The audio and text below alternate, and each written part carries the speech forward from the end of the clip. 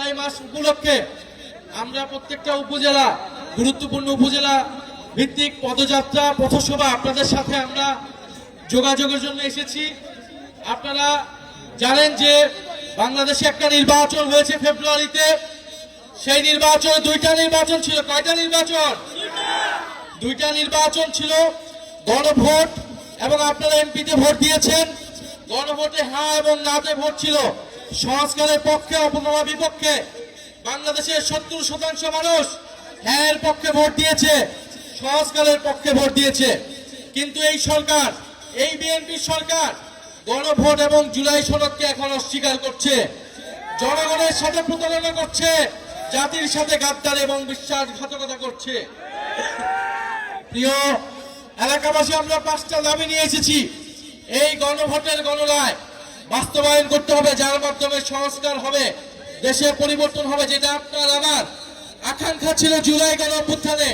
যে আকাঙ্ক্ষার কারণে আমরা এই পরিবর্তন দেখার জন্যই শেখ হাসিনার বিরুদ্ধে রাজপথে নেমেছিলাম। দ্বিতীয়ত, আমরা তরুণদের কর্মসংস্থানের দাবি জানিয়েছি। তৃতীয়ত, আমরা বলেছি যে বাংলাদেশের এই যে বিদ্যুতের সংকট, আপনাদের এলাকায় কি বিদ্যুৎ আছে? ঘরে ঘরে বিদ্যুৎ আছে? লোডশেডিং হয়, দৈনিক 7 থেকে 8 ঘন্টা করে লোডশেডিং হয়। এই লোডশেডিং সমস্যার সমাধান করতে হবে। এই সরকার কমিটমেন্ট দিয়েছিল, প্রতিশ্রুতি দিয়েছিল তারা বিদ্যুতের সমস্যার সমাধান করবে, কিন্তু এই যে বাজেট দিয়েছে, এই বাজেটে আমরা এমন কিছু দেখি নাই তারা বিদ্যুতের সমস্যার সমাধান করতে হবে। ফলে অবশ্যই ঘরে ঘরে বিদ্যুৎ দিতে হবে এবং দ্রব্যমূল্যের নিয়ন্ত্রণ করতে হবে, মানুষের নিয়ন্ত্রণে অধীন আনতে হবে। এছাড়া সারা দেশে আইন শৃঙ্খলার বেহাল দশা। আপনারা জানেন যে কয়েকদিন আগে সংসদে স্বরাষ্ট্রমন্ত্রীকে তার নিজের দলের এমপি বলেছিলেন মাদক কারবারির সূতিকাগার হচ্ছে সেই কক্সবাজার থেকে। স্বরাষ্ট্রমন্ত্রী তার নিজের এলাকায় মাদক বন্ধ করতে পারে না, সে সারা দেশের মাদক কিভাবে বন্ধ করবে? সে সারা দেশের আইন শৃঙ্খলা কিভাবে ঠিক করবে? ফলে এই যে কালীগঞ্জে মাদক কারবারি আছে কি নাই? আছে। প্রত্যেকটা জেলায় উপজেলায় মাদক কারবারি দিয়ে ভরপুর হয়েছে। ফলে স্বরাষ্ট্রমন্ত্রীকে বলবো কক্সবাজারে মাদক বন্ধ করুন এবং সারা বাংলাদেশের সকল জায়গায় মাদক কারবারি বন্ধ করুন এবং দেশের আইন শৃঙ্খলা নিশ্চিত করুন। এবং প্রিয় কালীগঞ্জবাসী, আমাদের ভাই শরীফ ওসমান হাদি জীবন দিয়েছিল আজাদির জন্য, স্বাধীন সার্বভৌম বাংলাদেশের জন্য। কিন্তু আমরা দেখছি সীমান্তে সাধারণ বাংলাদেশিদেরকে হত্যা করছে বিএসএফ খনি বাহিনী। আমরা দেখছি সীমান্তে পুশিং হচ্ছে এবং এই সরকার যে নিজেদেরকে জাতীয়তাবাদী সরকার বলে, জাতীয়তাবাদের নামে ব্যবসা করে, সে সীমান্ত হত্যা বন্ধ করতে পারছে না, সে পুশিং বন্ধ করতে পারছে না।